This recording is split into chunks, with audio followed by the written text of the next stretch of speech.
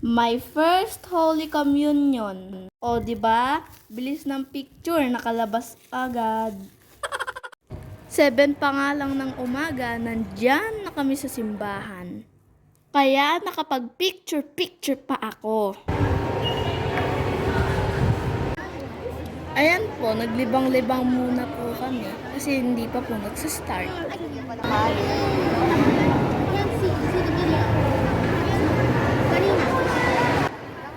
Pagkatapos nun, pinalabas kami ng simbahan nung nagsimula na.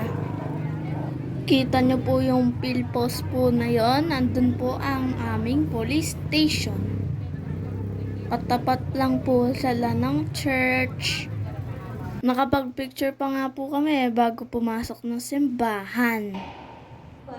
Oh, fast forward na. Nakasindi na yung kandila niyan. Ay, ganyan rin po nung kumpil parehas lang po. Tapos may misa.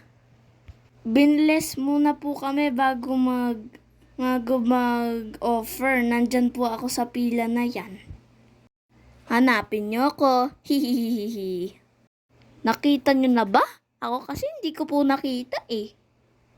Sige, hintay-hintay muna tayo. Lalabas rin ako dyan. Di ko nga po alam kung nasaan po ako eh. Kasi po, ang dami-dami po namin dyan. Nasa na kaya ako? Oops! Ayun oh! Kita nyo na rin ba? Hehehe. Nakita ko na. Ako yun. Tapos, ito nga ang pinakahihintay ng lahat. At isa-isa lang.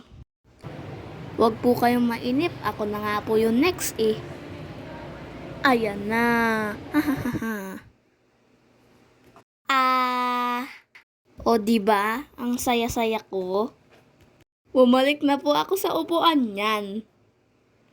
Pagkatapos mo pala po akong kumuha ng hostya, magpa-pray pala. Ayun, pray-pray muna. Pero bakit nagchichika-chika yata ako? Mukha po akong mulaon, no? Tingnan niyo yung belo ko. Yung pong hangin po kasi kaya po gumanon. Ayan, okay na po ulit. Inayos ko na po. Malapit na rin nga po palang matapos yan. Tapos, nagpicturan na po kami. 1, 2! Oh, waki! Okay. Ayun, tapos na. Pauwi na kami. Bumili nga rin po kami ng konting gulay kasi po, magsisinggang po si mama mamayang gabi. Nag-wheeler na po kami pauwi. Ayan po pala yung wheeler. Ganyan. Okay. San Matias Village po. Pinauna na nga po ako ni mamang umuwi. Charot! Yan kami oh. Hindi naman po kasi ako papayagang umuwi na mag-isa eh. Yan lang po. Thanks for watching.